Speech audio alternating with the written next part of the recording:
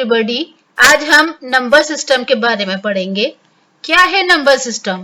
क्या सिर्फ 10th class की सेकेंड यूनिट का नाम? अरे नहीं, नंबर सिस्टम यानी किसी भी संख्या को लिखने की एक पद्धति होती है।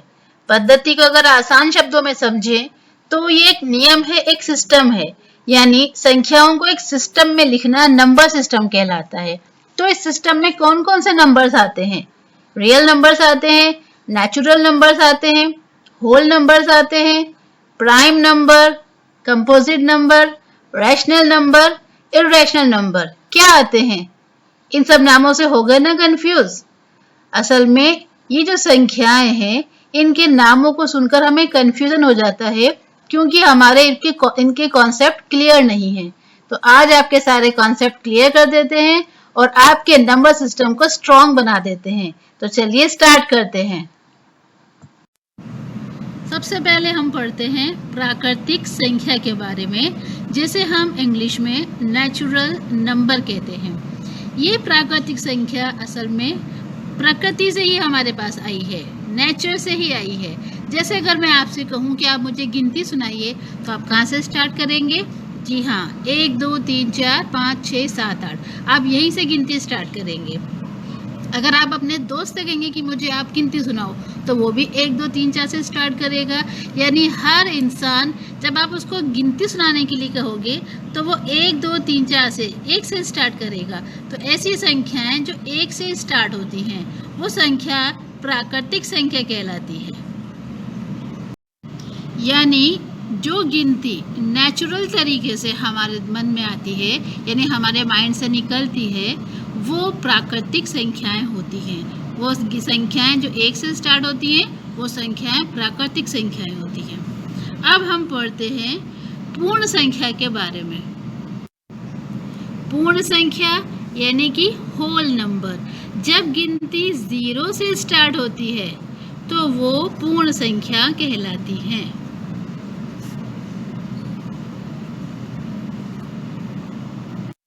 चलिए, ये 2 नंबर तो हमारे क्लियर हो गए।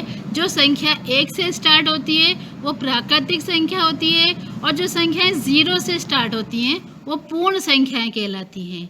अब हम चलते हैं पूर्णांक की तरफ।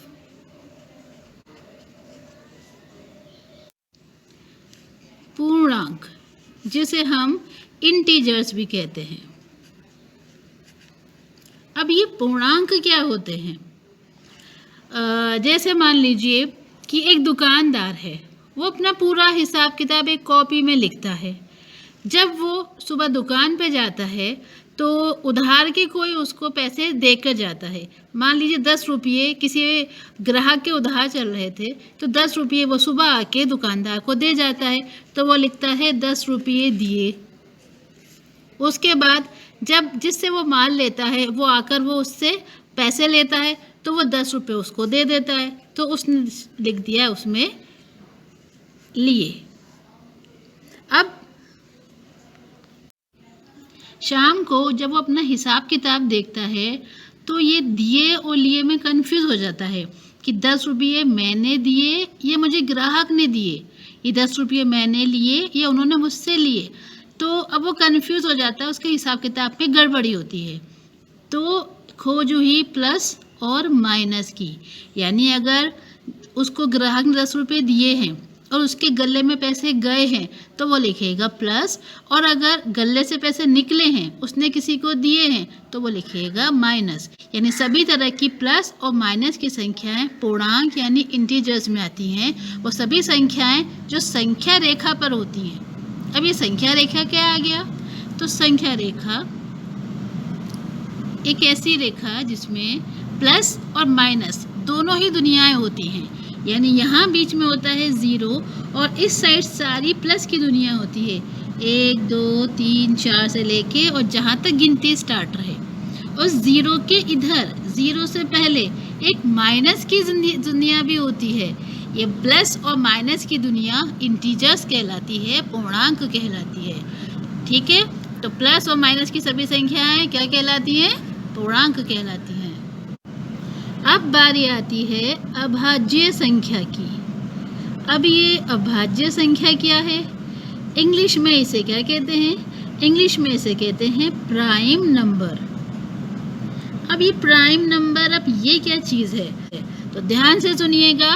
वो संख्या जिसमें सिर्फ खुद का और एक का भाग जाता हो, वो संख्या अभाज्य संख्या कहलाती है। जैसे अगर मैं कहूँ 5, तो 5 में आप किसका भाग लगा सकते हैं? या तो सिर्फ एक का भाग लगा सकते हैं, 1 पंजे 5, या फिर 5 में आप 5 का ही भाग लगा सकते हैं, 5 एकम 5। तो यानी 5 में सिर्फ या तो एक का भाग गया या फिर उसका खुद का ही भाग गया, तो 5 एक अभाज्य संख्या हो गई। ठीक है, फिर से सुन लीजिए। वो संख्या जिसमें सिर्फ खुद का या एक का भाग जाए, यानी जिसके सिर्फ 2 ही फैक्टर हों, वो संख्या अभाज्य संख्या यानी प्राइम नंबर कहलाता है। तो सबसे पहला प्राइम नंबर क्या है? तो सबसे पहला प्राइम नंबर है 2, उसके बाद फिर है 3, फिर है 5, फिर है 6। नहीं 6 नहीं है। क्यों? क्योंकि 6 में 2 का भाग भी जाता है, 3 का भी जाता है, 6 का भी जाता है और 1 का भी जाता है। इसका मतलब उसके 2 से ज़्यादा फैक्टर हो गए। जब 2 से ज़्यादा फैक्टर हो गए तो वह अभाज्य संख्या नहीं रही। तो अगली संख्या हमारे पास आएगी 7 और फिर आएगी 11। तो पहला हमारा प्राइम नंबर होता है 2 और उसके बाद काफ़ी सारे प्राइम नंबर्स हमें हमारी गिनती में मिल जाते हैं।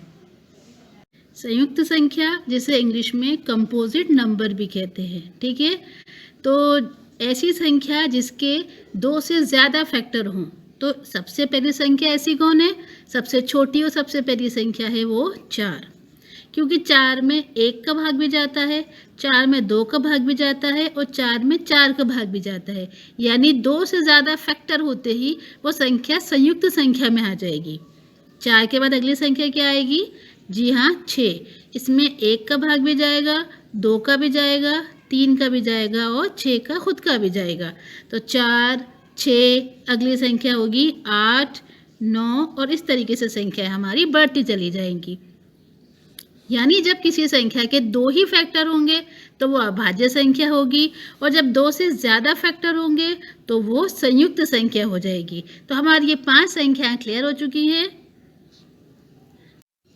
तो आ रहा है ना आपको समझ में? आ रहा है ना मज़ा? तो अब देखते हैं अब अगली संख्या कौन सी हमारी क्लियर होने वाली है। हमारी अगली संख्या है परिमेय संख्या यानी रैशनल नंबर। लेकिन इससे के तो नाम से ही बच्चों को डर लग जाता है, बच्चों को बड़े ख़तरनाक लगती है ये संख्या। लेकिन अब मेरे समझाने के बाद ये संख्या आपकी दोस्त बनने वाली है। बहुत आसान ही परिमेय संख्या की बहुत छोटी सी डेफिनेशन है। वो संख्याएं जिन्हें हम फ्रैक्शन में लिख सकते हैं यानी बटे में लिख सकते हैं, जैसे 2/3, 4/5, 2/7। ये सारी संख्या क्या है? परिमेय संख्या है। लेकिन हाँ, एक शर्त है इसकी कि इसमें जो हर है ये हर 0 नहीं होना चाहिए।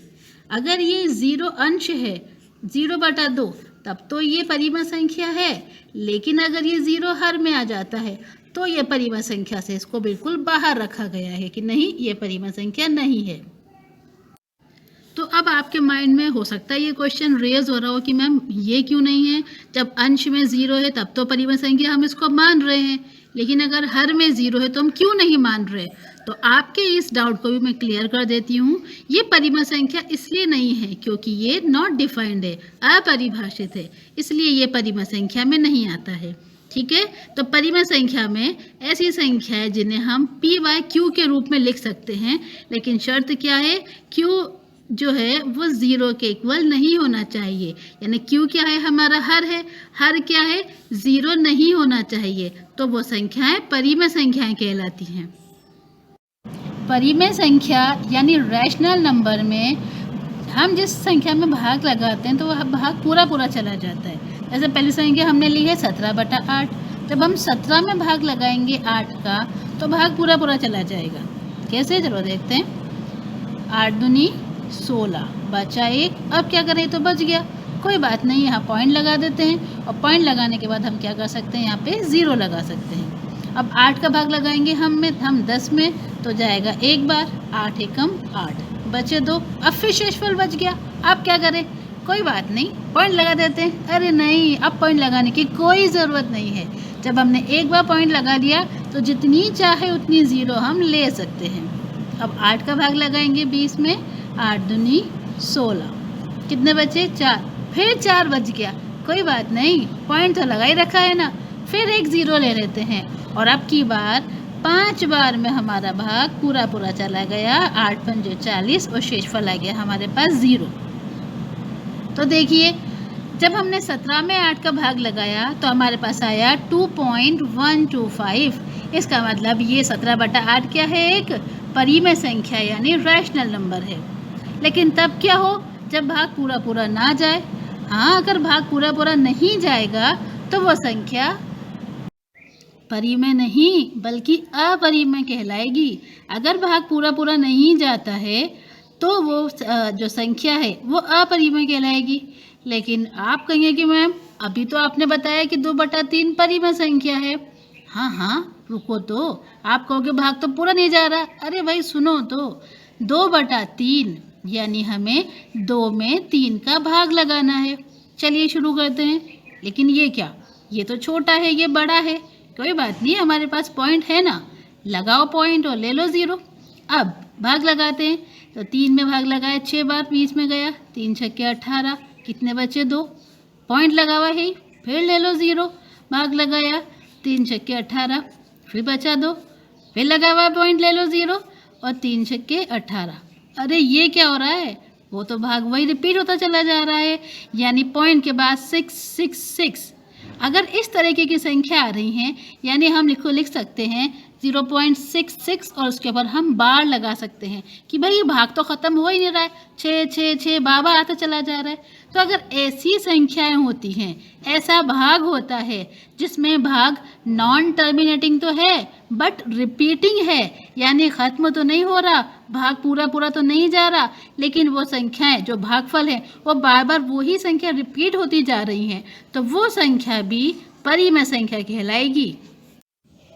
यानी ठीक है, ऐसे डिवाइड जो फिनिश तो ना हो और जब उनका भागफल हो वो रिपीट होता रहे, जैसे 1.123 123 123 123 123 123 चलता चला आ रहा है और जो हमारा डिवाइड है वो भी फिनिश नहीं हो रहा है, तो हम लिख सकते हैं 1.123 और उसके ऊपर लगा सकते हैं बार, और ये होगी हमारी परिमेय संख्या। ठीक है, अब आप कंफ्यूज हो रहे होंगे, मैम अब भी सही से क्लियर नहीं हुआ हमारा। तो चलो ठीक है, मैं आपको एक ऐसा भाग बताती हूँ जो फिनिश नहीं होगा, कंटिन्यू चलता ही चला जाएगा। ठीक है, जैसे हमने 22 में भाग लगाते हैं हम 7 का। ठीक है, 7 या 21, बचा 1, क्या करें, अरे लगाओ पॉइंट और ले लो 0। 7 एकम 7, बचे 3, पॉइंट लगा हुआ है 0। 7 दूनी 14, 7 21 और 7 चौक 28, कितने बच रहे हैं 2, फिर लगा हुआ है पॉइंट, ले लो 0। 7 दूनी 14, फिर बच रहा है 6, लगा हुआ है पॉइंट, ले लो 0। 7 8 56, फिर बच रहे हैं 4, हैगा पॉइंट, लगा दिए 0। फिर लगाया 7 का भाग 40 में तो गया 5 बार, 7 पंजे 35, फिर लग गया बचा 5, हैगा लगा हुआ पॉइंट, ले लो 0। अब गया 7 बार, 7 7 49, फिर बच रहा है 1, हैगा पॉइंट, ले लो 0। भाग जा रहा है 7 एकम 7। अब क्या करूं, तो देखो मैं यही तो समझाना चाह रही हूँ, जब हम भाग लगाते हैं और भाग कंटिन्यू चले जाता है, ख़त्म ही नहीं होता, भाग पूरा पूरा नहीं जाता, शेषफल 0 आता ही नहीं है, तो वो संख्या क्या वो भी परिमेय कहलाएगी? अरे नहीं, वो संख्या कहलाएगी अपरिमेय संख्या यानी इर्रेशनल नंबर। वही तो हमारी अगली संख्या है, नंबर 7 है अपरिमेय संख्या, यानी ऐसी संख्या जो नॉन टर्मिनेटिंग हो और साथ में नॉन रिपीटिंग भी हो, तो उसे हम अपरिमेय संख्या यानी इर्रेशनल नंबर कहते हैं। ठीक है, इस अपरिमेय संख्या को हम p/q के फॉर्म में भी नहीं लिख सकते। जैसे कोई संख्या हमने भाग लगाया तो हमारे पास भागफल आया 1.100150123, यानी जो भाग कभी फिनिश भी नहीं हो रहा है और रिपीट भी नहीं हो रहा है, तो वो संख्या इर्रेशनल नंबर यानी अपरिमेय संख्या कहलाएगी। और एक एग्जांपल और, जैसे है अगर हमारे पास 0.50500050005000, ठीक है, तो ये एग्जाम्पल भी हमारी अपरिमेय संख्या का ही है, यानी ये भी नॉन टर्मिनेटिंग है एंड साथ में नॉन रिपीटिंग भी है। चलिए अब देखते हैं हम रियल नंबर को। ये रियल नंबर क्या होता है? इसे हिंदी में कहते हैं वास्तविक संख्याएं, जो कि हमारी एक्सरसाइज का नाम भी है। हमारी सेकंड एक्सरसाइज यही तो है, रियल नंबर। क्या होता है रियल नंबर? सारे रैशनल नंबर और सारे इररेशनल नंबर वो सभी रियल नंबर होते हैं। सारी परिमेय संख्याएं और सारी अपरिमेय संख्याएं ये सब मिलके रियल नंबर बनाती हैं, वास्तविक संख्याएं बनाती हैं। तो आप कहोगे मैम जो हमने पढ़ा था प्राकृत संख्या, पूर्ण संख्या, भाज्य संख्या, ये सब क्या है? अरे ये सब भी रियल नंबर ही तो है, क्योंकि ये सब ही परिमेय संख्याएं हैं। जैसे मैंने आपको बताया था कि बताओ सबसे पहली संख्या कौन सी है? नेचुरल नंबर, प्राकृतिक संख्या कौन सी है? आप बोलोगे फटाक से 1। तो 1/1 को हम 1/1 के फॉर्म में भी तो लिख सकते हैं, यानी p/q के फॉर्म में भी तो हम लिख सकते हैं। अगली हमारी प्राकृतिक संख्या है 2 के नीचे भी तो हम 1 लगा सकते हैं। जितनी भी हमारी संख्याएं हैं उन सभी संख्याओं के आगे सबके नीचे हम बटे में 1 भी लगा सकते हैं। यानी सारे natural number, whole number, integers वो सभी क्या होते हैं? परिमेय संख्याएं होती हैं, रैशनल नंबर होती हैं। तो ठीक है, क्लियर हो गए सारे हमारे कॉन्सेप्ट, सारी बेसिक हमारे क्लियर हो गए, हमें सभी तरीके की संख्याएं समझ में आ गई। तो अब चलते हैं कि एग्ज़ाम में हमसे आखिर पूछा क्या जाता है। क्या रियल नंबर की डेफिनेशन पूछी जाती है या अपरिमेय को पूछा जाता है, डिफाइन करवाना पूछते हैं? चलिए देखते हैं हमसे पूछा क्या जाएगा। आपकी एक्सरसाइज सेकेंड जो कि है 3 मार्क्स की, इसमें हमसे पूछा जाता है जो परिमेय अपरिमेय संख्याएं हैं उनके प्रमाण पूछे जाते हैं कि प्रूव कीजिए कि ये परिमेय संख्या है या अपरिमेय संख्या है। साथ ही शांत और अशांत आवृत्ति के बारे में भी पूछा जाएगा और इसके साथ साथ एलसीएम और एचसीएफ के बारे में भी पूछा जाएगा। तो ये सारे भी हम बहुत आसानी से ही क्लियर कर लेंगे हमारे नेक्स्ट वीडियो में। टिल देन आप इन सारी ही संख्याओं को बार बार पढ़ते रहिए और अच्छे से अपने कॉन्सेप्ट को क्लियर कर लीजिए। ओके।